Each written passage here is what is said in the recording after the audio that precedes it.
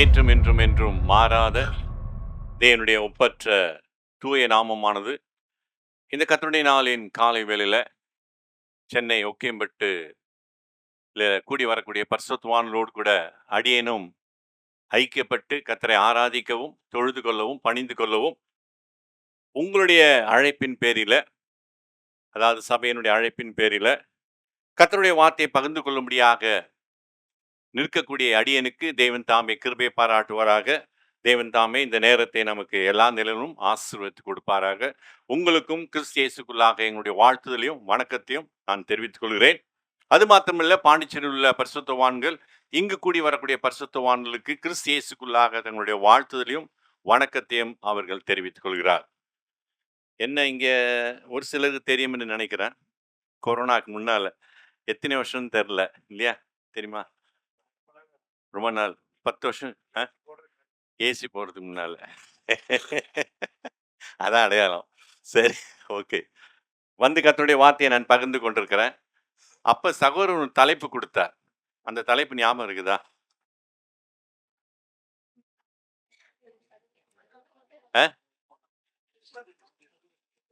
இல்லையா? உங்களுக்கு ஞாபகம் இருக்கு?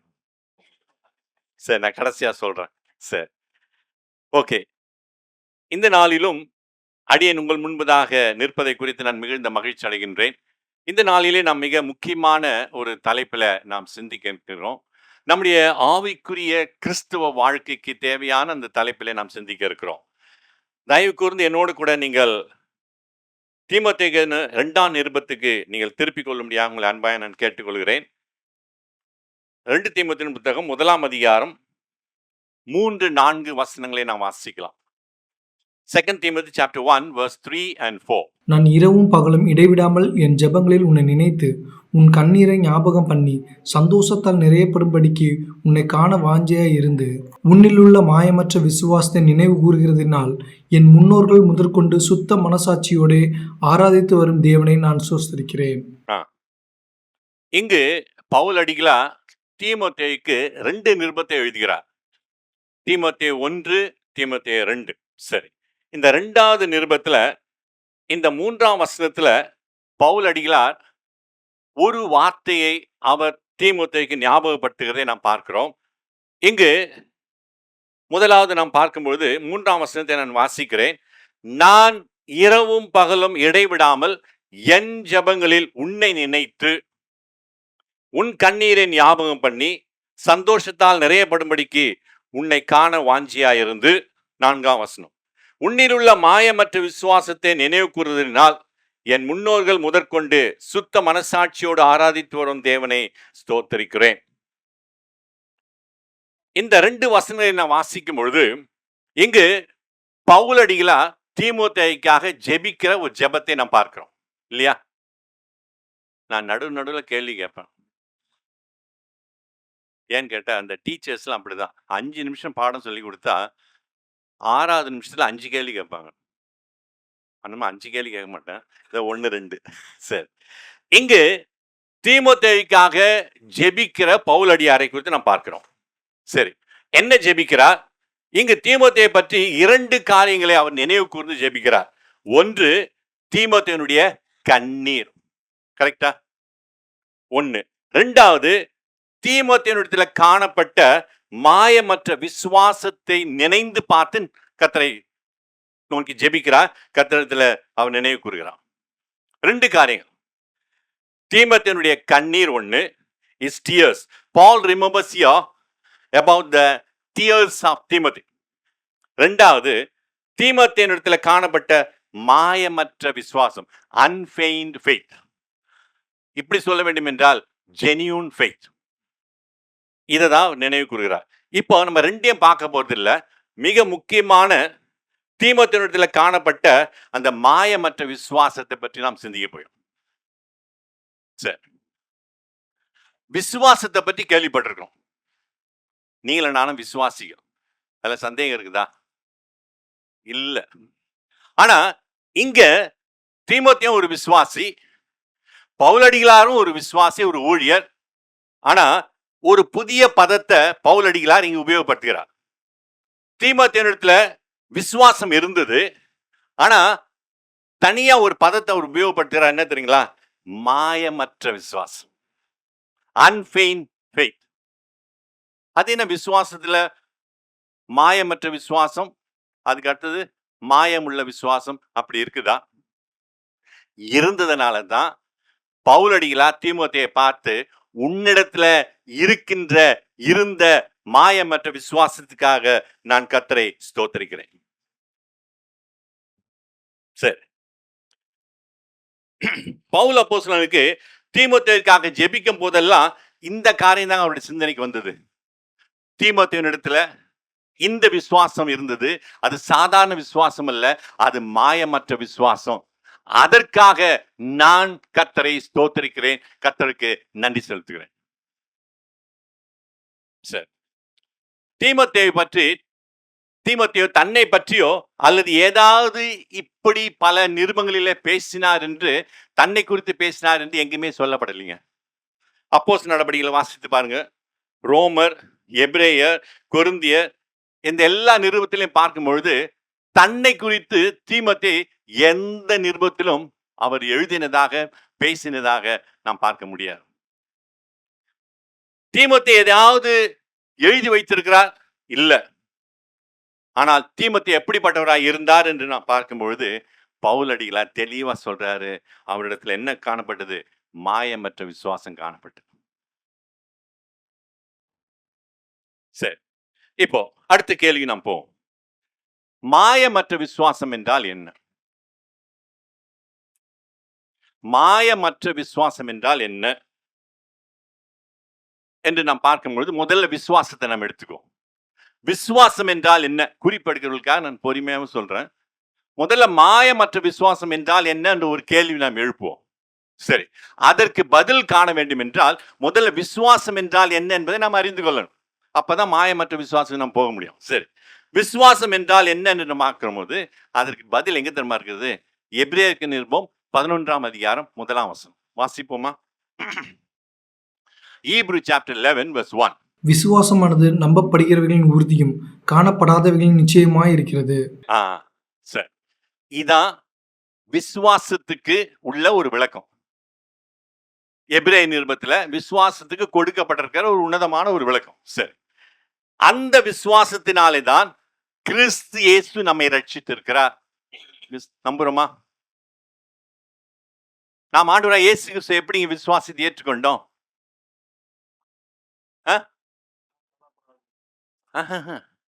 ஆண்டவராகிய இயேசு கிறிஸ்துவை நாம் எப்படி ஏற்றுக்கொண்டோம்?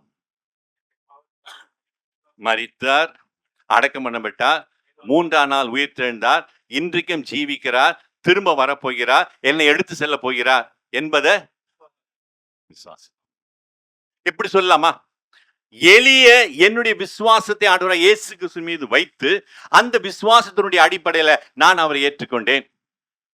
ரோமர்ல என்ன வாசிக்கிறோம்? உன் வாயினாலே பாவத்தை அறிக்கையிட்டு தேவன் அவரை மரித்தோரிலிருந்து உயிரோடு எழுப்பினார் என்னும் இதயத்துல விசுவாசித்தால் நீ ரட்சிக்கப்பட மாட்டாய். அதான் அப்ப விசுவாசத்துக்கு இதாங்க விளக்கம். சரி, மாயமற்ற விசுவாசம் என்பது என்ன? அடுத்தது மாயமற்ற விசுவாசம் என்று நாம் பார்க்கும் பொழுது விசுவாசத்திற்கு பல அளவுகோல் இருக்குதுங்க. அளவுகோல் இருக்கு. அது என்ன அளவுகோல்? இப்போ ஆங்கிலத்துல 2 வார்த்தை நம்ம பார்க்கிறோம், quantity and quality. Quantity and quality. குவாண்டிட்டின்னா என்ன? அளவுன்னு சொல்லலாமா? அளவீடுகள். குவாலிட்டினா தரம். சரி, இப்போ இந்த ஒரு பதத்தை நாம் எடுத்துக்குவோம். முதல்ல விசுவாசத்துக்கு ஒரு அளவீடு உண்டு, குவாண்டிட்டி உண்டு. That is quantity of faith. அது என்னது? விசுவாசத்துக்கு ஒரு அளவீடு உண்டா? ஆமாங்க, நம்முடைய விசுவாசத்துக்கு ஒரு அளவீடு உண்டு. அதை நம்ம பார்க்க போறோம். சரி, முதல்ல குவாண்டிட்டி ஆஃப் ஃபெய்த், விசுவாசத்தினுடைய அளவுகள் அல்லது பல நிலைகள் என்று கூட நம்ம சொல்லலாம். அளவுகள் எடுத்துக்கோம், ஒன்னொன்னா பார்த்துட்டு வரும். முதலாவது நாம் எடுத்துக்கொள்ளும் பெரிய விசுவாசம். சொல்லலாமா? என் இஷ்டத்துக்கு நான் சொல்ல, வேதத்தினுடைய அடிப்படையில் விசுவாசத்தை பல அளவீடுகள் மூலமாக அளவிட முடியும். அதுல ஒரு அளவு என்னன்னு கேட்டா பெரிய விசுவாசம். சரி, வாசிப்போமே. மத்தேயு சுவிசேஷம் 15ஆம் அதிகாரம் 28வது வசனம். Gospel of Matthew chapter 15 verse 28. இயேசு அவளுக்கு பிரதியுத்தரமாக, ஸ்திரீயே, உன் விசுவாசம் பெரிது, நீ விரும்புகிறபடி உனக்கு ஆக கடவது என்றார். அந்நேரமே அவள் மகள் ஆரோக்கியமானாள். இங்க என்ன வாசிக்கிறோம்? கானானி ஸ்திரியை பார்த்து ஆண்டவர் சொல்றார், உன் விசுவாசம் என்று சொல்லல. ஸ்திரியே, பெண்ணே, நீ உனக்குள் இருக்கக்கூடிய அந்த விசுவாசம் எப்படி பெரியது. சிறியது என்று சொல்ல, கொஞ்சம் சொல்ல, பெரியது. அப்ப இதுல இருந்து என்ன தெரிகிறது? விசுவாசம் அளக்கப்பட முடியும். Our faith can be measured and weighed. உங்களுடைய விசுவாசமும் என்னுடைய விசுவாசமும் அளவிடப்பட முடியும், அளக்க முடியும். இங்க ஆண்டவராகிய இயேசு கிறிஸ்து கானானுடைய ஸ்திரியை ஒரு அளவிட்டு சொல்லுகிறார், உன் விசுவாசம், ஸ்திரியே, உன் விசுவாசம் பெரியது. அப்ப விசுவாசம் அளவிடப்பட முடியுமா முடியாதா? அளவிடப்பட முடியுமா முடியாதா? அதற்கு உதாரணம் கானானிய ஸ்திரியினுடைய விசுவாசம். நம்ம கரெக்ட்? சரி, அடுத்ததுக்கு நம்ம போவோம். இரண்டாவது மத்தேயு சுவிசேஷம் 8ஆம் அதிகாரம் 26வது வசனம். அதற்கு அவர், அற்ப விசுவாசிகளே, ஏன் பயப்படுகிறீர்கள் என்று சொல்லி எழுந்து காற்றையும் கடலையும் அதட்டினார். உடனே மிகுந்த அமைதல் உண்டாயிற்று. இங்க சீஷர்கள் படகுல போயின்னுக்கிறாங்க. காற்று அடிக்குது, கடல் கொந்தளிக்குது, கடல் அலைகள்லாம் தண்ணி படகுக்குள்ள வருது. அவர்களுக்கு என்ன இல்லாமல் போனது? அதற்கு ஆண்டவர் என்ன சொல்றாரு தெரியுமா? அற்ப விசுவாசிகளே, அற்ப விசுவாசம் உள்ள சீஷர்களே, உங்களால் ஏன் காற்றையும் கடலையும் அதட்ட முடியாமல் போனது? அப்ப இங்க சீஷருடைய விசுவாசம் அளவிடப்பட்டு அந்த அளவீட்டை ஆண்டவர் என்ன சொல்றான்னு கேட்டா, அற்ப விசுவாசம் உள்ள சீஷர்களே என்று சொல்றாரு. அப்ப அவருடைய விசுவாசம் எப்படி இருந்ததா? பெரிதா இல்ல, கானான் ஸ்திரியை போல அற்ப விசுவாசமா இருந்தது. சரி, அப்ப விசுவாசம் அளவிடப்படக்கூடியது. சரி, மூன்றாவது கூறுமா? மத்தேயு சுவிசேஷம் 17ஆம் அதிகாரம் 20ஆம் வசனம். Gospel of Matthew chapter 17 verse 20. அதற்கு இயேசு, உங்கள் அவிசுவாசத்தினாலே தான், கடுகு விதையளவு விசுவாசம் உங்களுக்கு இருந்தால் நீங்கள் இந்த மலையை பார்த்து இவ்விடம் விட்டு அப்புறம் போ என்று சொல்ல அது அப்புறம் போம். உங்களால் கூடாத காரியம் ஒன்றுமிராது என்று மெய்யாகவே உங்களுக்கு சொல்லுகிறேன். இங்க நீங்களே சொல்லுங்க, இங்க விசுவாசத்தினுடைய அளவுகோல் ஆண்டவர் எப்படி அளவிட்டு சொல்றார்? கடுகு அளவு விசுவாசம். இதை தாங்க நம்ம அடிக்கடி பிடிச்சிக்குவோம். என்ன ஜெபத்துல என்ன சொல்லுவோம்? பிரதர், கடுகளவு விசுவாசம் இருந்தா போதும் பிரதர், ஆண்டவர் பெரிய அப்படி இழுத்துனே போவோம், கை காலெல்லாம் பெரிய காரியங்களை செய்வார். அதுக்கு ஆண்டவர் நமக்கு என்ன வேணும்? கடுகளவு விசுவாசம். அதோட திருப்தி ஆயிட்டு வீட்டுக்கு போயிடுவாங்க பயன்படுத்து. ஜெப கூட்டம் முடிஞ்சிருச்சு.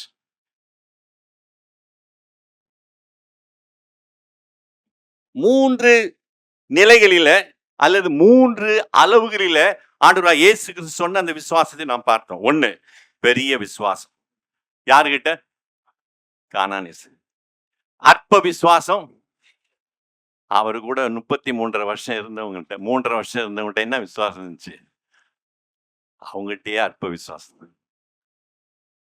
அடுத்தது கடுகள விசுவாசம்.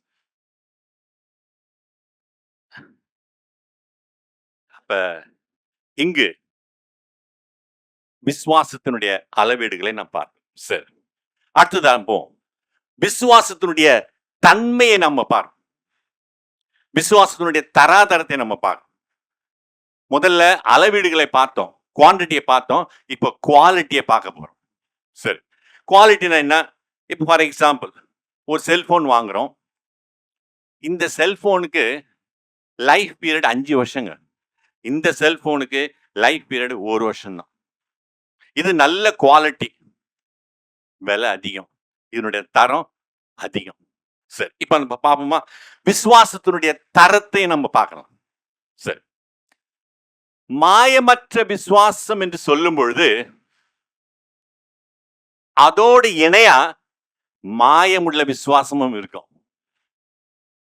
இது ஒரிஜினல்னா இது டூப்ளிகேட். ஒரிஜினல் 10 வருஷம் உழைக்கும், டூப்ளிகேட் 10 நாள் தான் உழைக்கும். அது நம்ம வச்சுக்கிறத பொறுத்து இருக்கு. விசுவாசம், அது விசுவாசினுடைய விசுவாசமா இருந்தாலும் சரி, ஊழியருடைய விசுவாசமா இருந்தாலும் சரி, உத்தரவாதத்தில் இருக்கக்கூடிய நபருடைய விசுவாசமா இருந்தாலும் சரி, அதற்கு ஒரு தரம் இருக்கிறது. ஒரு தரம் இருக்கிறது.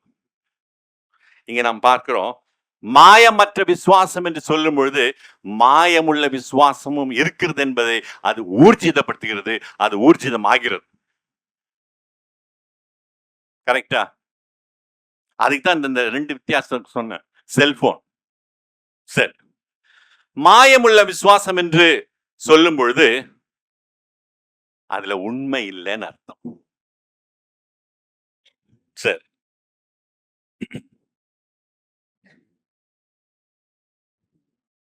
இப்ப நம்ம ஒரு வசனத்தை வாசிப்போம். 2 தீமோத்தேயு 3ஆம் அதிகாரம் 5ஆம் வசனம். அதே வசனத்தை நான் வாசிக்கலாம். தேவபக்தியின் வேஷத்தை தரித்து அதன் பலனை மறுதலிக்கிறவர்களாயும் இருப்பார்கள். இப்படிப்பட்டவர்களை நீ விட்டு விலகு. இங்க என்ன வாசித்தோம்? வேஷத்தை தரித்து. அப்ப விசுவாசம் உள்ளவர்கள் அவர்கள் விசுவாசிகள். அந்த விசுவாசிகள் என்று சொல்லக்கூடிய அந்த கூட்டத்துல மாயமற்ற விசுவாசம் உள்ளவர்களும் இருப்பாங்க, மாயமுள்ள விசுவாசங்களும் காணப்படுவாங்க. அதான் இந்த வசனம் சொல்கிறது. மீண்டும் அந்த வசனத்தை வாசிப்போம். 2 தீமோத்தேயு 3:5. தேவ பக்தியின் வேஷத்தை தரித்து, பக்தியின் வேஷம், தேவ பக்தியினுடைய வேஷத்தை தரித்து அதனுடைய பலன், அதனுடைய ரிசல்ட்ட என்ன செய்யறாங்களாம்? மறுதலிக்கிறாங்க. அப்ப மறுதலிக்கிறவன் யாரா இருப்பான்? உண்மையற்ற மனுஷன் தான் மறுதலிப்பான். யாருங்க மறுதலித்தது? இயேசு கிறிஸ்துவ. எங்கேயோ இருந்த ஒரு மனுஷன் மறுதலிக்கல. அவரோட கூட எத்தனை வருஷம் இருந்தான்?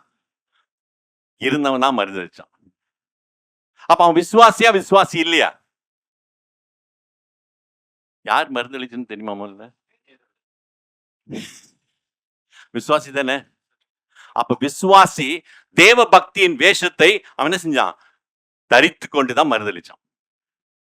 அவன் பயத்துல மறுதலிச்சானோ, நடுக்கத்துல மறுதலிச்சானோ, எந்த காரணத்துல மறுதலிச்சான்னு தெரியாது. ஆனா தேவ பக்தியின் வேஷத்தை தரித்து அவனுடைய பலனை மறுதலிக்கக்கூடிய மனுஷனா அவன் காணப்பட்டான். சரி, அப்படியானால் உண்மையான மாயமற்ற விசுவாசம் என்பது 2 தீமோத்தேயு 3:5 நம்ம பார்க்கிறோம். அதாவது இல்லாத விசுவாசம். விசுவாசம் அங்க இல்ல. விசுவாசம் அங்க இருந்துக்கும் என்றால் அது மறுதலிக்கப்பட்டிருக்க முடியாது. சரி, இங்க ஒரு கேள்வி கேட்போம். எப்படி ஒருவருடைய விசுவாசம் மாயமற்றது என்று அறிந்து கொள்ள முடியும்? அடுத்த கேள்வி நம்ம போவோம். எப்படி ஒரு நபருடைய விசுவாசம் மாயமற்றது என்பதை நாம் அறிந்து கொள்ள முடியும்? எப்படி அறிந்து கொள்ள முடியும்? முகத்தை பார்த்தா தெரியுமா? பேச்சிலிருந்து அறிந்து கொள்ள முடியுமா?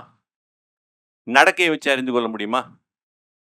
சபைக்கு அழகா வராங்க, அழகா பேசுறாங்க, அழகா சிரிக்கிறாங்க,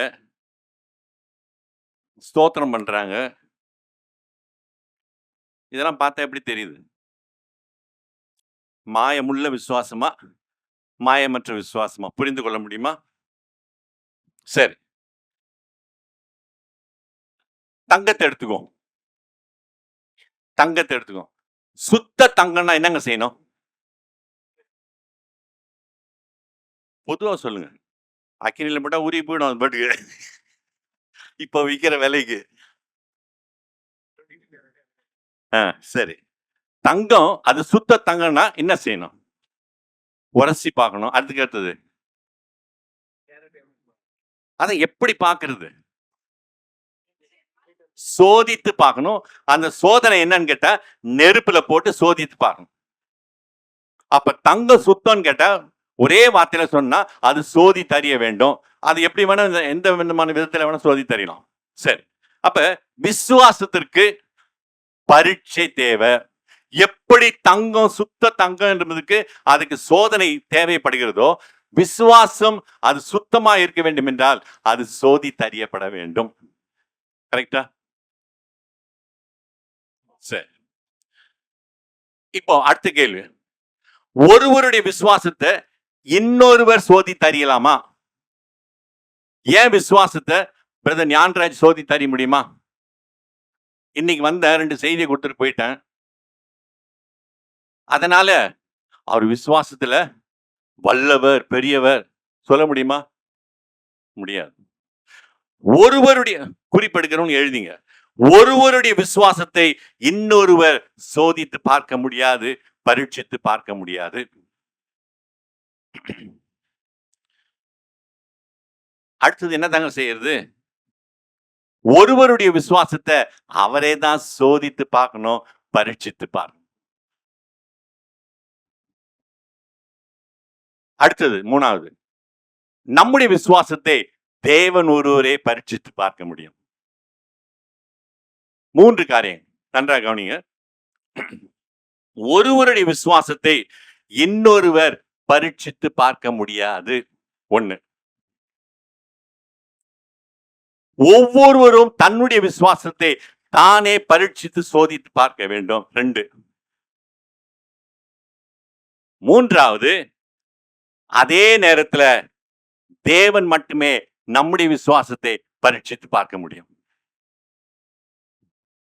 இன்னும் சுருக்கமா சொன்னா, எனக்குள் இருக்க முடியாத விசுவாசத்தை நான் மட்டுமே பரீட்சித்து பார்க்க முடியும், தேவன் மட்டுமே பரீட்சித்து பார்க்க முடியும். 2. இன்னொருவர் பரீட்சித்து பார்க்க முடியாது. 3 காரியம். ஓகேவா? இதுல என்ன டவுட் இருக்குதா? நல்லா யோசனை பண்ணி பாருங்க. என் விசுவாசத்தை நான் காட்ட முடியாதுங்க. அதுக்குதான் சொன்ன மாய்மாலமான விசுவாசம். நான் எதற்கு வந்துட்டு அவர்கிட்ட என்ன செய்வேன்? ஸ்தோத்திரம் பண்ணுவேன், வணக்கம் சொல்லுவேன், எல்லாம் செய்வேன். அது மாய்மாலம். ஆனா என்னுடைய விசுவாசத்தை யார் அறிவா? தேவன் அறிவார். அதற்கு அடுத்தது என்னை நானே சோதித்து பார்க்க முடியும். வசனத்துக்கு வருவோமா? வசனத்தை வாசிப்போம். 2 கொரிந்தியர் 13ஆம் அதிகாரம் 5-6 வசனங்கள். நீங்கள் விசுவாசம் உள்ளவர்களோ என்று உங்களை நீங்களே சோதித்து அறியுங்கள். நல்லா கவனிங்க இந்த வசனத்தை. நான் சொன்ன அந்த 3 காரியமும் அதுல வருது. நான் இப்ப சொன்ன 3 காரியமும் அதுல வருது. நீங்கள் விசுவாசம் உள்ளவர்களோ என்று உங்களை நீங்களே சோதித்தறியுங்கள். யார் சொல்றது? யார் சொல்றது? பவுல் அடிகளார் சொல்ற. நீங்கள் விசுவாசம் உள்ளவர்கள் என்று உங்களை நீங்களே சோதித்தறியுங்கள். உங்களே நீங்கள் பரீட்சித்து பாருங்கள். சோதித்தறியுங்கள், பரிசித்து பாருங்கள். இயேசு கிறிஸ்து உங்களுக்குள் இருக்கிறார் என்று உங்களை நீங்களே அறியீர்களா? நீங்கள் பரீட்சைக்கு நில்லாதவர்களா இருந்தால் அறியீர்கள். நான் சொன்ன எல்லா காரியமும் அதுல வந்துருச்சு. சுத்த பொன் என்ன செய்யப்பட வேண்டும்? சோதித்து பார்க்கப்பட வேண்டும் அக்கினியில. கடைசி வார்த்தை என்ன சொல்லு? நீங்கள் பரீட்சைக்கு நில்லாதவர்களா இருந்தால் அறியீர்கள். அப்ப சுத்த பொன் பரீட்சித்து பார்க்க வேண்டும், சோதித்து அறிந்து பார்க்க வேண்டும். உங்களுடைய விசுவாசமும் என்னுடைய விசுவாசமும் என்ன செய்யப்பட வேண்டும்? சோதித்து அறிய வேண்டும், பரீட்சித்து பார்க்க வேண்டும்.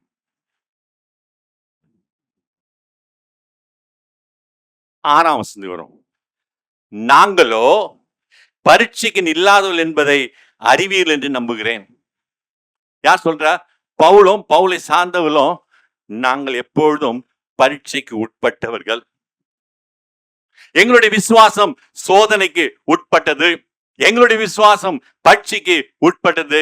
நாங்கள் பரீட்சிக்கப்பட்டிருக்கிறோம். பரீட்சிக்கப்பட்டு எங்களுடைய விசுவாசம் சுத்த விசுவாசம் என்று நிரூபிக்கப்பட்டிருக்கிறது. அதான் சொல்ற. நம்மை குறித்து என்ன? நம்முடைய விசுவாசத்தை குறித்து என்ன? என்னை குறித்து என்ன? என்னுடைய விசுவாசத்தை குறித்து என்ன? பேசிக் கொண்டிருக்கிற என்னுடைய விசுவாசம் எப்படிப்பட்டதா இருக்கிறது? சோதித்து பார்ப்போமா?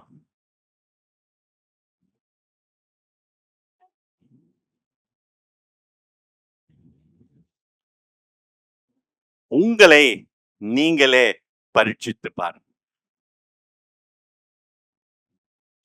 நம்மை நாமே சோதித்து பார்க்க வேண்டும் பிரியமானவர்களே. நம்மை நாமே தற்பரிசோதனை செய்ய வேண்டும். பிரியமானவர்களே, எதுல தெரியுங்களா? விசுவாசத்தை பொறுத்த மட்டில தான் பேசுறேன். அன்பை குறித்தோ மற்ற காரியங்களை குறித்தோ இல்ல. விசுவாசம், என்னிலே காணப்படக்கூடிய விசுவாசம் எப்பேற்பட்டதா இருக்கிறது, அது எப்படி இருக்கிறது? வேதத்தினுடைய வெளிச்சத்துல, வசனத்தினுடைய வெளிச்சத்துல என்னை நானே நான் நிதானித்து பார்க்க வேண்டும். எனக்கும் ஆண்டவருக்கும் உள்ள அந்த உறவு, அந்த ஐக்கியம், அந்த விசுவாசம் எப்படி இருக்கிறது? இது எப்ப நடக்குன்னு கேட்டீங்களா? சோதனை கூடத்துல போய் நம்மை நாமே கர்த்தருக்கு முன்பதாக நிறுத்தி சோதித்து பார்க்காவிட்டால் அந்த விசுவாசம் நிரூபிக்கப்பட முடியாது. நிரூபிக்கப்பட முடியாது. ஆம் பிரியமானவர்களே, அடுத்தது 1 பேதுரு 1 அதிகாரம் 7 வசனம். அழிந்து போகிற பொன் அக்கினியினாலே சோதிக்கப்படும். அதை பார்க்கிலும் அதிக விலையேற பெற்றதாய் இருக்கிற உங்கள் விசுவாசம் சோதிக்கப்பட்டு இயேசு கிறிஸ்து வெளிப்படும் போது உங்களுக்கு புகழ்ச்சியும் கனமும் மகிமை உண்டாக காணப்படும். உங்கள் விசுவாசம் சோதிக்கப்பட்டு, அப்ப விசுவாசத்துக்கு சோதனை உண்டுங்க. அந்த விசுவாசத்தை சோதனைக்கு உட்படுத்தவில்லை என்றால் நாம் சோதனையில நிற்கவில்லை என்பதுதான் அர்த்தம். அதனால தான் பவுல் சொல்றாரு, நாங்களோ பரீட்சைக்கு நில்லாதவர்கள் என்பதை அறிவியல் என்று நம்புகிறேன். என்ன சொல்றாரு?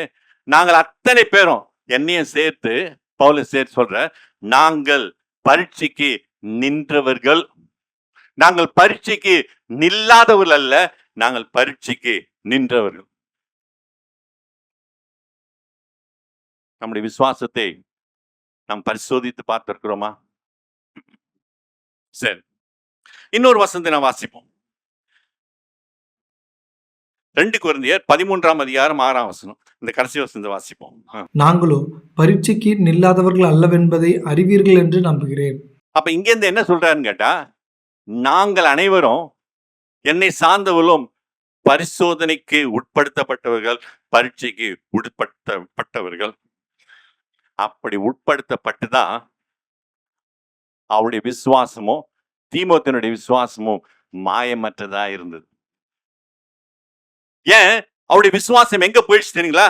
சோதனை கூடத்துக்கு போயிடுச்சுங்க.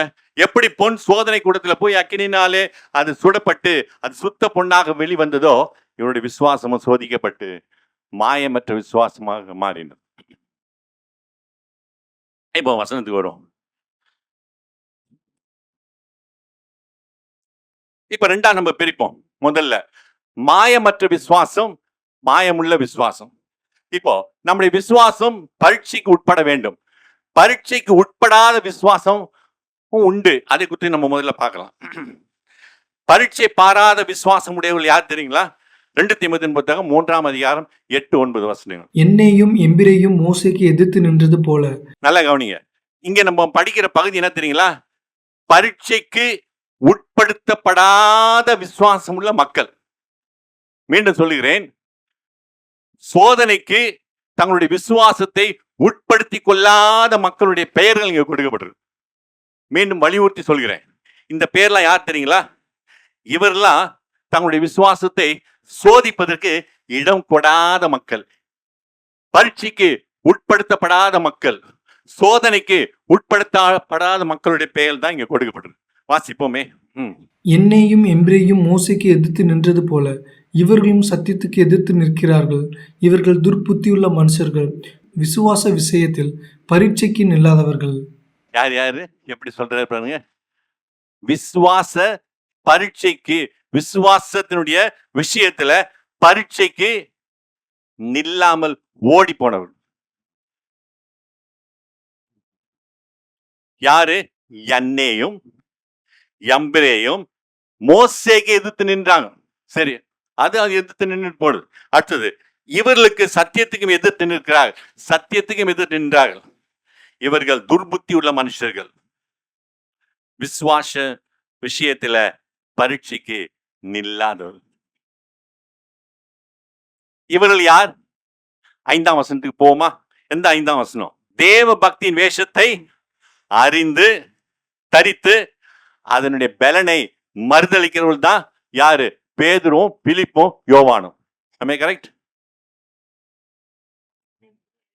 எண்ணேயும் எம்பிரேயும். அதுக்குதான் அந்த வசனத்தை எடுத்தான். தேவ பக்தியின் வேஷத்தை தரித்து அதனுடைய பலனை மறுதளிக்கக்கூடியவர்கள் யார் தெரியுமா? எண்ணேயும் எம்பிரேயும். நான் சொல்லவில்லை, கர்த்தருடைய வார்த்தை சொல்கிறது. இவர்கள் யாரு கேட்டா, மோசேக்கு எதிர்த்து நின்றார்கள். இவர்கள் யார்? சத்தியத்துக்கும் எதிர்த்து நின்றார்கள். இவர்கள் யார்? துர்புத்தி உள்ள மனுஷர்கள். நம்முடைய விசுவாசம் எப்படி இருக்கிறது? என்னுடைய விசுவாசம் எப்படி இருக்கிறது? சரி, இப்படி சோதிக்கப்பட்ட விசுவாசம் தாங்க மாயமற்ற விசுவாசம். அப்ப நம்முடைய விசுவாசம் சோதிக்கப்பட வேண்டும். நம்முடைய விசுவாசம் சோதனைக்கு உட்படுத்தப்பட வேண்டும். சரி, இப்படி சோதிக்கப்பட்ட விசுவாசம் தான் பவுல் மாயமற்ற விசுவாசம் என்று சொல்லிட்டு அதோட முடிக்கல. தீமோத்தேயுவே, உன்னிடத்துல இந்த சோதனைக்கு உட்படுத்தப்பட்ட விசுவாசமாகிய மாயமற்ற விசுவாசம் உன்னிடத்துல இருக்கிறது. அதற்காக நான் கர்த்தரிடத்துல ஜெபம் பண்ணவில்லை, ஸ்தோத்திரிக்கிறேன். தீமோத்தேயுவே, உடன் ஊழியனே, என் மகனே, என் அன்பின் குமாரனே, உன்னிடத்துல காணப்படுகிறது மாயமற்ற விசுவாசம். அதற்காக நான் கர்த்தரை ஸ்தோத்திரிக்கிறேன். சரி, இப்போ மாயமற்ற விசுவாசம். நம்முடைய விசுவாசம் பரீட்சிக்கப்பட வேண்டும். நம்முடைய விசுவாசம் சோதனைக்கு உட்படுத்தப்பட வேண்டும். நம்முடைய விசுவாசம் சோதிக்கப்பட வேண்டும். சரி, இப்போ வேதத்திலிருந்து ஒரு சில பக்தர்களை நாம் பார்க்கலாமா? இங்க பரீட்சிக்கப்பட்ட விசுவாசிகள், பரீட்சிக்கப்பட்ட பக்தர்களை நாம் பார்க்கும் பொழுது யாரால் நம்முடைய விசுவாசம் பரீட்சிக்கப்பட வேண்டும் என்றால், யாரால் பரீட்சிக்கப்பட வேண்டும்? தேவனால் பரீட்சிக்கப்பட வேண்டும். சரி, சத்துருனாலும் பரீட்சிக்கப்படும், அதுவும் உண்டு, அது பின்னால பார்க்கலாம். சரி, முதல்ல ஆபிரகாமை நம்ம எடுத்துக்கிறோம். முதல் குறிப்பா நாம ஆபிரகாமை எடுத்துக்கொள்ளும். நம்ம எல்லாருக்கும் தெரிந்த ஒரு பகுதிக்கு நான் வருவோம். ஆதியாகமம் 22ஆம் அதிகாரம் 1-2 வசனங்கள். Genesis chapter 22 verse 1 and 2. இந்த காரியங்கள் நடந்த பின் நல்லா கவனிங்க. தேவன் ஆபிரகாமை சோதித்தார். சோதனை வருகிறது, விசுவாசத்துக்கு பரீட்சை வருகிறது. யாருக்கு வருகிறது? ஆபிரகாமுக்கு சோதனை வருகிறது, அவனுடைய விசுவாசத்துக்கு பரீட்சை வருகிறது. அது யாரால் வருகிறது என்பது நம்ம வசனத்துல வாசிக்கலாம். இந்த காரியங்கள் நடந்த பின்பு எப்படி எனில் அவர் அவனை நோக்கி ஆபிரகாமே என்றார். தேவன் யாரை சோதித்தார்? ஆபிரகாமை சோதித்தார். ஆபிரகாம் யார்? விசுவாசத்தின் தகப்பன். முற்பிதாக்கள் இல்லையா? முற்பிதாக்கள் 3வது ஆளா 4வது ஆளா? சரி, இப்போ இங்க தேவன் ஆபிரகாமை சோதித்தார். யாரை சோதித்தார்? ஆபிரகாமை சோதித்தார். யார் சோதித்தார்? தேவன் சோதித்தார். சரி, இந்த வசந்த வாசம். இந்த காரியங்கள் நடந்த பின்பு தேவன் ஆபிரகாமை சோதித்தார். எப்படி எனில் அவர் அவனை நோக்கி ஆபிரகாமே என்றார். அவன் இதோ அடியேன் என்றான். அப்பொழுது அவர், உன் புத்திரனும் உன் ஏகசுதனும் உன் நேசகுமாரனுமாகிய ஈசாக்கை நீ இப்பொழுது அழைத்து கொண்டு மோரியா தேசத்துக்கு போய் அங்கே நான் உனக்கு குறிக்கும் மலைகள் ஒன்றின் மேல் அவனை தகன பலியாக பலியிடு என்றார். நான் வாசித்த அந்த 12ஆம் வசனத்துல, நீ தேவனுக்கு பயப்படுகிறவன் என்று இப்பொழுது அறிந்திருக்கிறேன் சொன்னாரா? அப்பொழுது அறிந்திருக்கிறேன் சொன்னாரா? இனி அறிய போகிறேன் என்று சொன்னாரா? இப்பொழுது. இப்பொழுது என்பது ஆபிரகாம் பரீட்சைக்கு நின்று தேவனை விசுவாசிக்கிறதை வெளிப்படுத்துகிற ஒரு காரியத்தை அது காண்பிக்கிறது. என்னங்க, ஆபிரகாம் வீட்டுல இருக்கிறாருங்க. தேவன் அவனுக்கு தரிசனமாகி, உன் சுதன் என்றும் உன் ஏக சுதன் என்றும் அவனை என்ன செய்யணும்? நீ எனக்காக தகன பலியிடு. இது எதற்கு சோதனைங்க? எதற்கு பரீட்சை? அவனுடைய விசுவாசத்துக்கு, அவனுடைய விசுவாசத்துக்கு பரீட்சை. இப்போ இங்க ஆபிரகாமுடைய விசுவாசம் சோதிக்கப்பட்டது. அந்த சோதனைக்கு அவன் உட்படுத்தப்பட்டான். அப்ப ஆபிரகாமுடைய விசுவாசத்தை நம்ம சொல்லலாம். எப்படி சொல்லலாம்னு கேட்டா, சோதிக்கப்பட்ட ஆபிரகாமின் விசுவாசம். சொல்லாமா சொல்லக்கூடாதா? சோதிக்கப்பட்ட ஆபிரகாமின் விசுவாசம். கர்த்தர் அந்த சோதிக்கப்பட்ட விசுவாசத்தை மெச்சிதான் அவனை ஆசீர்வதிக்கிறாருங்க. அவனை ஆசீர்வதிக்கிறார். வாசிப்போமே 22ஆம் அதிகாரம் 15-18 வரைக்கும். கர்த்தருடைய தூதனானவர் இரண்டாம் தரம் வானத்திலிருந்து ஆபிரகாமை கூப்பிட்டு, நீ உன் புத்திரன் என்றும் உன் ஏகசுதன் என்றும் பாராமல் அவனை ஒப்புக்கொடுத்து இந்த காரியத்தை செய்தபடியால் நான் உன்னை ஆசீர்வதிக்கவே ஆசீர்வதித்து உன் சந்ததியை வானத்தின் நட்சத்திரங்களைப் போலவும் கடற்கரை மணலைப் போலவும் பெருகவே பெருக பண்ணுவேன் என்றும் உன் சந்ததியார் தங்கள் சத்துருக்களின் வாசல்களை சுதந்திரித்துக் கொள்வார்கள் என்றும். போதும். 12ஆம் வசனத்துல சோதனையை எதிர்கொள்கிறான் ஆபிரகாம். அப்ப கர்த்தர் சொல்கிற வார்த்தை என்னன்றா, நீ தேவனுக்கு பயப்படுகிறவன் என்று இப்பொழுது அறிந்திருக்கிறேன். சோதனையில் ஆபிரகாம் வெற்றி பெற்றாரா பெறவில்லையா? வெற்றி பெற்றார்.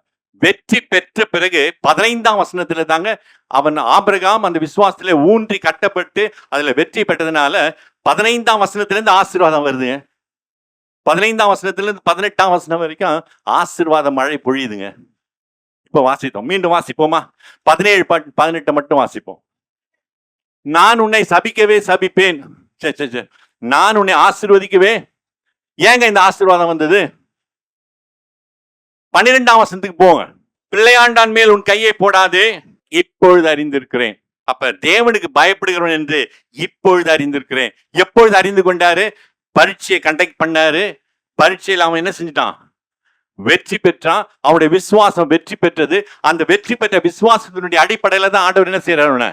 ஆசீர்வதிக்கிறார். போர் அடிக்குதா? எதனுடைய அடிப்படையில் ஆசீர்வாதம்? யாருடைய அடிப்படையில் ஆசீர்வாதம்? யாருடைய அடிப்படையில் விசுவாசத்துல ஆசீர்வாதம்? ஆபிரகாமுடைய விசுவாசத்தினுடைய அடிப்படையில். யார் ஆசீர்வதித்தது?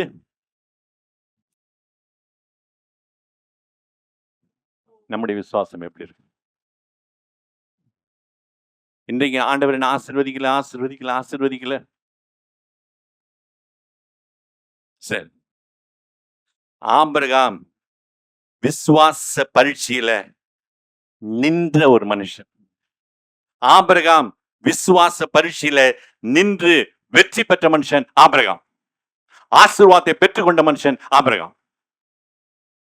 நம்மை குறித்து என்ன? நம்முடைய விசுவாசம் சோதிக்கப்படுகிறதா? எங்க ஆபிரகாமுக்கு வந்த சோதனை காட்டி நமக்கு அதிகமா சோதனை வந்துருமா? ஈசாக்கு எத்தனை வயசுலங்க பிறந்தாரு? 100வது வயசுல ஒரு குழந்தை. அந்த குழந்தைய பலியிடு. நீங்களும் நானா இருந்தோம்னு வச்சுக்க, தேவனவனா ஒன்னவன போய ஆளை விட்டா போதும், என் மகனும் எனக்கு இருந்தா போதும், அதான் சொல்லிட்டு வருவோம். சரி, இது ஆபிரகாம் சோதனைக்கு உட்பட்ட விதம், பரீட்சிக்கப்பட்ட விதம். அதனால ஆபிரகாம் பெற்றுக்கொண்ட தேவனுடைய ஆசீர்வாதம். சரி, அடுத்தது 2வது மனுஷனை பார்ப்போமா? சங்கீதம் 105 17, 18, 19. Psalm 105 verse 17, 18 and 19. அவர்களுக்கு முன்னாலே ஒரு புருஷனை அனுப்பினார். யோசேப்பு சிறையாக விற்கப்பட்டான்.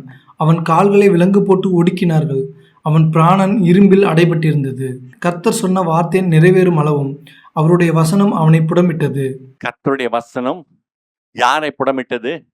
யோசேப்பை புடமிட்டது. கர்த்தர் 19ஆம் வசனத்தை பாருங்க. கர்த்தர் சொன்ன வார்த்தை நிறைவேற்றப்படும் அளவும் கர்த்தருடைய வசனம் யோசேப்பை புடமிட்டது. புடமிட்டதுன்னா என்னங்க? பொன் அக்கினியில புடமிடப்பட வேண்டும். சுத்த பொன்னாக வர வேண்டும் என்றால் பொன் அக்கினியில புடமிடப்பட்டால் ஒழிய அது சுத்த பொன்னாக விளங்கப்படாது. இங்க யோசேப்பினுடைய விசுவாசம் யாருடைய வசனத்துல புடமிடப்பட்டது?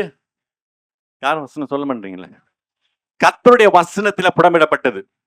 யோசேப்பு நினைச்சிருப்பான், எப்பயோ கர்த்தர் எனக்கு சொன்னாரு ஆடுகளை மேய்த்து கொண்டிருக்கும் போது, இன்னும் என் வாழ்க்கையில் என்ன வரல, நிறைவேற்றப்படவில்லை, இப்போ நிறைவேற்றப்படுகிறது.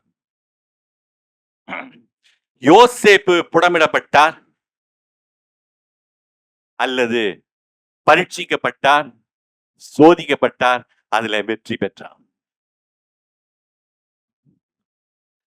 கர்த்தருடைய வசனம் அவனை புடமிட்டது. வாசிப்போமே. 37 ஆதியாகமம் 37 அதிகாரம் 6-7 வசனங்கள். அவன் அவர்களை நோக்கி, நான் கண்ட சொப்பனத்தை கேளுங்கள். நாம் வயலில் அறுத்த அரிகளை கட்டி கொண்டிருந்தோம். அப்பொழுது என்னுடைய அரிக்கட்டு நிமிர்ந்திருந்தது. உங்கள் அரிக்கட்டுகள் என் அரிக்கட்டை சுற்றி வணங்கி நின்றது என்றான். அப்பொழுது அவன் சகோதரர் அவனை பார்த்து, நீ எங்கள் மேல் துரைத்தனம் பண்ணுவாயோ, நீ எங்களை ஆளப்போகிறாயோ என்று சொல்லி அவனை அவன் சொப்பனங்களின் நிமித்தமும் அவன் வார்த்தைகளின் நிமித்தமும் இன்னும் அதிகமாய் பகைத்தார்கள். இங்கு யோசேப்பு உயர்த்தப்பட போகிறதை குறித்து தேவனிடத்துல கனவுல சொப்பனத்துல இந்த காரியத்தை வசனங்களின் மூலம் உணர்த்துகிறார். ஆனா அது நிறைவேற்றப்படாத கூட சில சூழ்நிலையில அவன் இருந்தான் என்று பார்க்கிறோம். சரி, அடிமையாக விற்கப்பட்டான். ஒன்றொன்றா பார்த்துன்னு வரும். அடிமையாக விற்கப்பட்டான். தான் செய்யாத குற்றத்துக்காக குற்றம் சாட்டப்பட்டான். தான் செய்யாத குற்றத்துக்காக சிறைச்சாலையில கொண்டு போய் அடிக்கப்பட்டான். சிறைவாசத்தை அனுபவித்தார் யோசேப்பு. அங்க வசனம் சொல்லுகிறது, அவனுடைய ஆத்மா எதுல அடைக்கப்பட்டிருந்ததா? இரும்பிலே அடைக்கப்பட்டிருந்தது. செய்யாத குற்றத்துக்கு சிறைவாசத்தை அனுபவித்த யோசேப்பு ஆத்மா இரும்பிலே அடைக்கப்பட்டிருந்தது. எப்படி இந்த சூழ்நிலையில் இருந்து உயர்த்தப்பட முடியும் என்ற கேள்வி யோசேப்பினோட மனசுல பல கேள்விகள் வந்திருக்கும். ஆனாலும் தேவன் ஏற்ற காலத்துல அவனை உயர்த்தினான். அதனால்தான் வசனம் சொல்கிறது, அவருடைய பலத்த கைக்குள் அடங்கி இருங்கள். யோசேப்பு அடங்கி இருந்தாரா இல்லையா? அடங்கி இருந்தார். கர்த்தருடைய வார்த்தைக்கு அவர் கீழ்ப்படிந்தாருங்க. அவருடைய விசுவாசம் சோதிக்கப்பட்டது. அது மாயமற்ற விசுவாசம் என்று நிரூபிக்கப்பட்டது.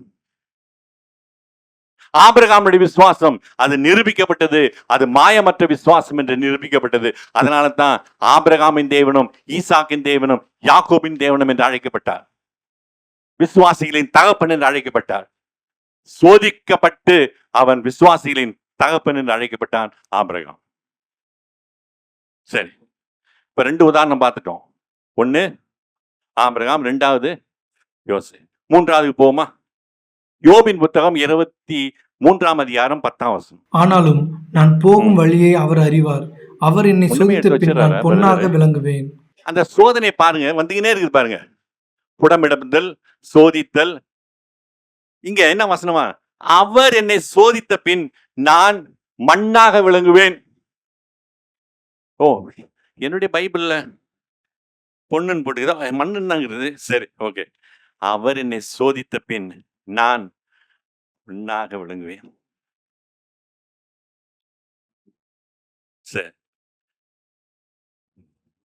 இங்க எல்லாம் கவனிங்க.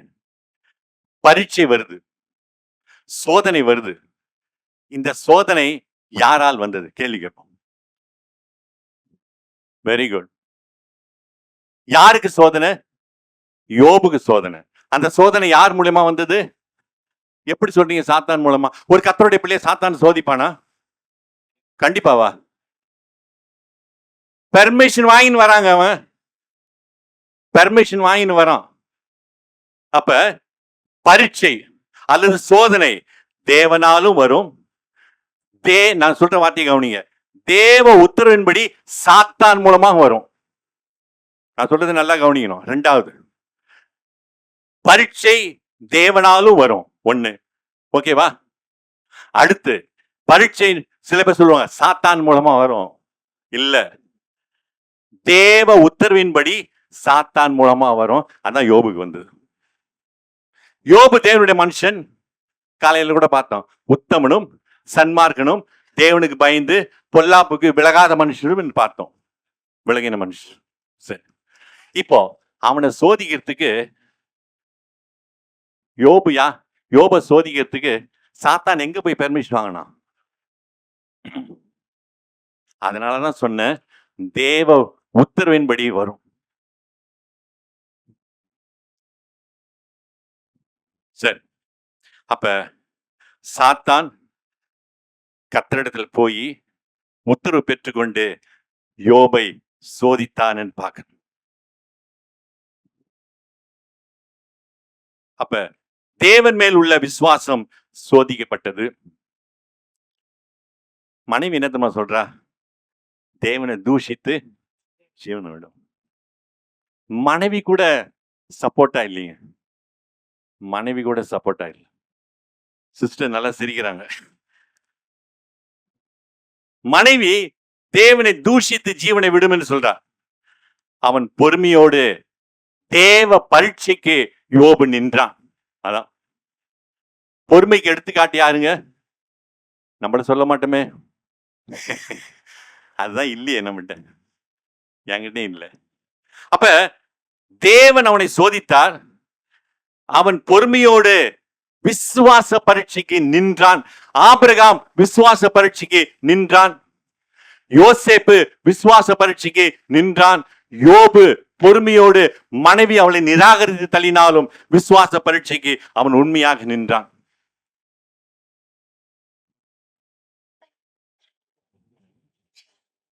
என்ன சொல்றான்? அவர் என்னை சோதித்த பின்பு பொன்னாக விரும்பு. இந்த பரீட்சைக்கு நின்று வெற்றி பெற்றார் யோபு. ஒரு வசனத்தை வாசிப்போமே. யாக்கோபின் புத்தகம் 5ஆம் அதிகாரம் 11ஆம் வசனம். இதோ பொறுமையாய் இருக்கிறவர்களை பாக்கியவான்கள் என்கிறோமே. யோபின் பொறுமையை குறித்து கேள்விப்பட்டிருக்கிறீர்கள். கர்த்தருடைய செயலின் முடிவையும் கண்டிருக்கிறீர்கள். கர்த்தர் மிகுந்த உருக்கமும் இரக்கமுள்ளவராய் இருக்கிறாரே. யோபின் பொறுமையை கண்டிருக்கிறீர்களே. சரி, இங்க வேதத்துல யோபை குறித்து சொல்லும்பொழுது பல காரியங்கள் சொல்லப்படுகிறது. அதே நேரத்துல சோதனைக்கு பின்பு அவனுடைய பொறுமையை குறித்து சொல்லப்படுகிறது. இந்த பொறுமை யோபுக்கு எப்படிங்க கிடைத்தது? இந்த பொறுமை யோபுக்கு எப்படி கிடைத்தது? வாசிப்போம். யாக்கோபின் புத்தகம் 1ஆம் அதிகாரம் 3ஆம் வசனம். உங்கள் விசுவாசத்தின் பரீட்சையானது பொறுமையை உண்டாக்கும் என்று அறிந்து அதை மிகுந்த சந்தோஷமாக எண்ணுங்கள். பொறுமையை உண்டாக்கும் என்று. எது? விசுவாச பரீட்சை. ஆபிரகாமுங்க ஒரு குழந்தைக்காக எத்தனை வருடம் காத்திருந்தாங்க. அது பொறுமைங்க. யோசேப்பு செய்யாத குற்றத்துக்காக சிறைச்சாலையில பாடுகளையும் அவமானங்களையும் நிந்தைகளையும் அவன் அனுபவித்தான். எவ்வளவு பொறுமையா இருந்தான். ஆபிரகாமினுடைய பொறுமை, யோசேப்பினுடைய பொறுமை, யோபினுடைய பொறுமை. இந்த பொறுமை எதை காண்பிக்கிறது? அவர்கள் சோதனைக்கு உட்படுத்தப்பட்டு பொறுமையாய் அமைதலாய் இருந்தார். இது விசுவாசத்தினுடைய பரீட்சைக்கு கிடைத்த வெற்றி பரிசுங்க.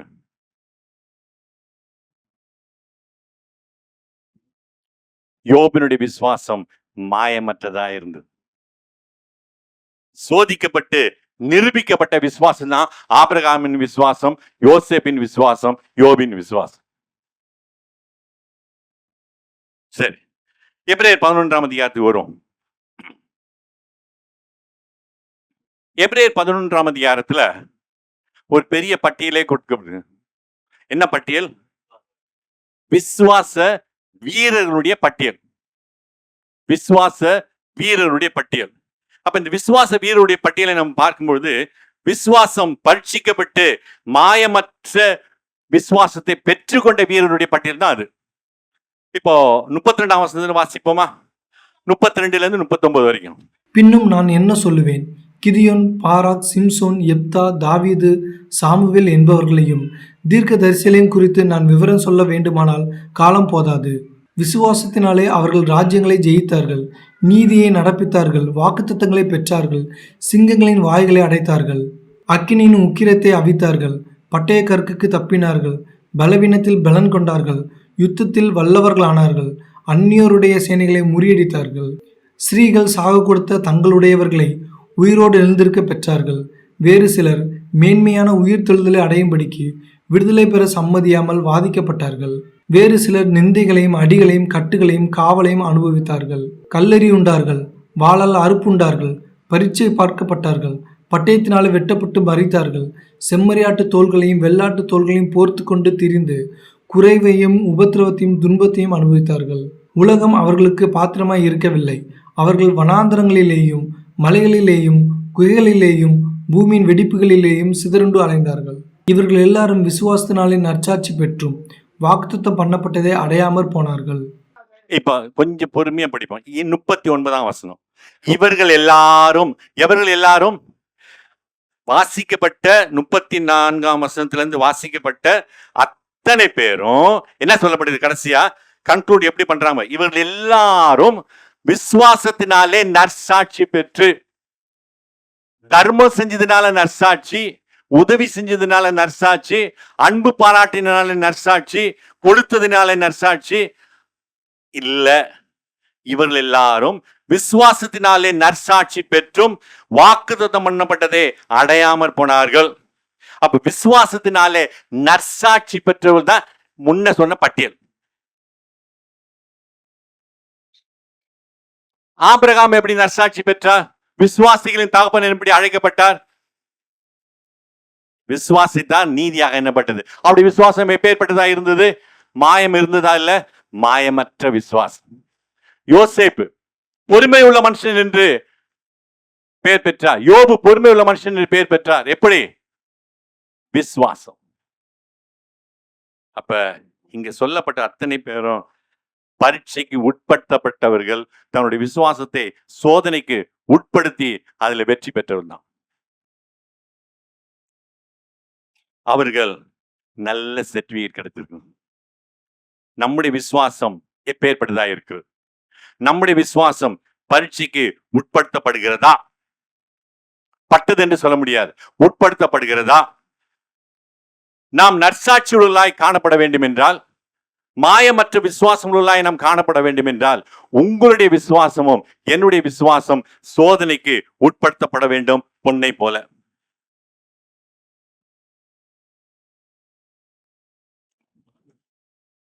பவுலும் அவனை சார்ந்தவர்களும் பரீட்சைக்கு உட்படாதவர்கள் அல்ல. என்னையும் எம்பரையும் விசுவாச விஷயத்துல பரீட்சைக்கு நில்லாதவர்கள். ரெண்டு பேரையும் கம்பேர் பண்ணி பாருங்க. சரி, நம்முடைய விசுவாசம் பரீட்சைக்கு பட்டுகிற விசுவாசம். அப்ப அந்த விசுவாசம், கடைசியா முடிக்கிறேன். இவ்வளவு சொன்னீங்களா அங்கிள்? அந்த விசுவாசத்தை நம்ம எப்படி பெற்றுக்கொள்கிறோம்? எப்படி வரும்? செய்தி கேட்கற வரைக்கும் பார்ப்போம். வந்தா வருது, வரலன்னா போயினே வேண்டியதுதான். பணம் இருக்குது, எப்படி வேணா சாட்சிக்கலாம். பதவி இருக்குது, எப்படி வேணா சாட்சிக்கலாம். அப்படி இல்லை. அந்த விசுவாசம் எங்க இருந்து வரணும்? அது தேவனிடத்திலிருந்து நமக்கு கிடைக்கக்கூடியதா இருக்கிறது. அடுத்த செஷன்ல இதை பார்க்க போறோம். சரி, இப்போ அந்த கற்பனை குறித்து நாம் வாசிப்போமா? விசுவாசத்தினுடைய பொருள் அடக்கத்தை, கிறிஸ்துவத்தினுடைய பொருள் அடக்கத்தை நம்ம பார்க்கும்போது, தேவனிடத்துல முழு மனதோடும் அன்பு கூறுவதனால நாம் அதை பெற்றுக்கொள்ளக்கூடியவர்களாக இருக்கிறோம். வாசிப்போம். 1 தீமோத்தேயுவின் புத்தகம் 1ஆம் அதிகாரம் 5ஆம் வசனம். கற்பனையின் பொருள் என்னவெனில், சுத்தமான இருதயத்திலும் நல் மனசாட்சியிலும் மாயமற்ற விசுவாசத்திலும் பிறக்கும் அன்பே.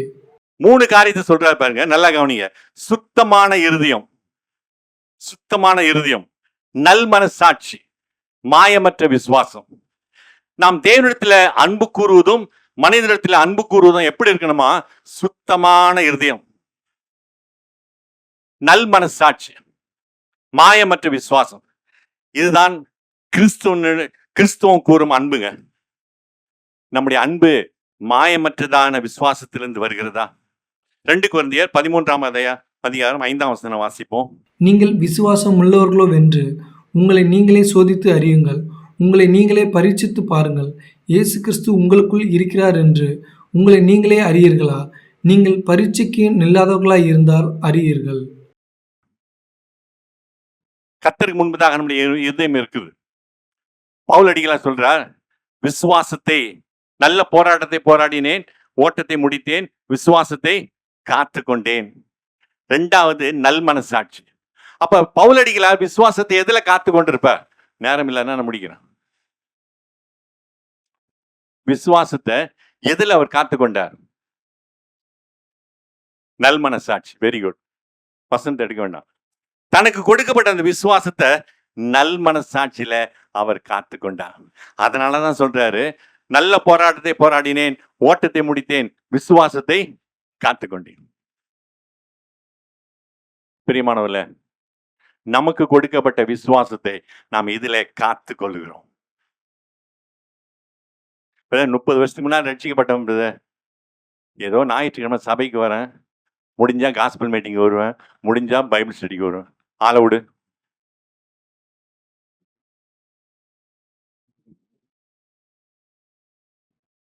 விசுவாசம் இருக்குது பிரதர். விசுவாசினா விசுவாசம் இருக்குதான் செய்யும் பிரதர். எங்க போயிடும் அது? எப்படி போயிடும் அது? இருக்குது. அது இருக்கிறது பெருசு இல்ல. பவுல் அடிகளார் என்ன சொல்றார்? நல்ல போராட்டத்தை போராடினு விட்டுருங்க. விசுவாசத்தை காத்து கொண்டேன். எங்க காத்து கொண்டார்? நல் மனசாட்சி. மனசாட்சி தேவன் தந்த தீபமா இருக்கிறது. அது காக்கப்பட வேண்டும். விசுவாசம் காக்கப்பட வேண்டும். அது எங்கே காக்கப்படும் என்றால் நல் மனசாட்சியிலே தான் காக்கப்பட வேண்டும். அது என்ன நல் மனசாட்சி? கேள்வி கேட்போமே. அப்ப 2 மனசாட்சி இருக்குதா? உண்மை. துர்மனசாட்சி நீங்க, ரத்தம் தெளிக்கப்பட்ட இருதயம் உள்ளவர்களாக நீங்க. அப்ப இதுக்கு முன்னால நமக்கு என்ன மனசாட்சி இருந்தது? துர்மனசாட்சி. அந்த துர்மனசாட்சியில என்ன தெளிக்கப்பட்டது? பெட்ரோலை தெளிச்சாங்க, டீசலை தெளிச்சாங்க, கிளீன் ஆயிடுச்சு. இல்ல, இயேசு கிறிஸ்துவினுடைய ரத்தம் தெளிக்கப்பட்டதுனால துர்மனசாட்சி நீங்க நல் மனசாட்சியுடையவர்களாய். பவுல் அந்த நல் மனசாட்சியை தாங்க ரெஃபர் பண்றாரு. அப்ப விசுவாசம் எங்கே காக்கப்பட வேண்டும்? மாயமற்ற விசுவாசமானது எங்கிருந்து வரும்? நல் மனசாட்சியில தான் வரும். நம்முடைய மனசாட்சி எப்படி இருக்கு? சிந்தித்து பார்ப்போம். இன்றைக்கு அநேக காரியங்களை பார்த்தோம். ஒன்னொன்னா சொல்லினே வருமா? முதல்ல என்ன பார்த்தோம்? மாயமற்ற விசுவாசம். அதுக்கு முன்னால் என்ன பார்த்தோம்? உன்னில் உள்ள மாயமற்ற விசுவாசம். அதுக்கு அடுத்தது பவுல் அடிகளார் எதற்காக கர்த்தரை ஸ்தோத்திரிக்கிறார்? எதற்காக தீமோத்தேயுக்காக ஜெபித்து கண்ணீர் விடுகிறார்? அவனிடத்துல காணப்பட்ட மாயமற்ற விசுவாசம். சரி, அதுக்கு அடுத்ததாக விசுவாசத்தினுடைய அளவு. என்ன அளவு? பெரியது. அற்ப விசுவாசம். அற்ப விசுவாசின்னு சொல்லக்கூடாது, அற்ப விசுவாசிகிட்ட காணப்படக்கூடிய அற்ப விசுவாசம். சரி, அடுத்தது கடுகளவு விசுவாசம். இந்த பக்கம் வரும்பொழுது 2ஆ பிரிக்கிறோம். மாயமுள்ள விசுவாசம், மாயமற்ற விசுவாசம். மாயமுள்ள விசுவாசம் யார்கிட்ட இருந்தது? எண்ணேயும் எம்பிரேயும். மாயமற்ற விசுவாசத்துக்கு விளக்கம் பார்த்தோம், ஆபிரகாம். அதுக்கு முன்னால மாயமற்ற விசுவாசம்னா அது எப்படி இருக்கணும்? சோதனைக்கு உட்படுத்தப்பட வேண்டும். பவுலும் பவுலை சார்ந்தவர்களும் மாயமற்ற விசுவாசம் இருந்தார்கள். தங்களுடைய விசுவாசத்தை பரீட்சைக்கு உட்படுத்தினார்கள். சரி, அடுத்தது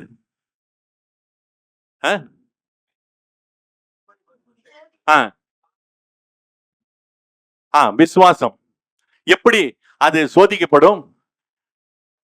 தனக்குத்தானே நம்மை சோதித்துக் கொள்ள முடியும். அடுத்தது கர்த்தர் நம்மை சோதிக்கக்கூடியவராக இருக்கிறார். அடுத்தது சரி, ஓகே.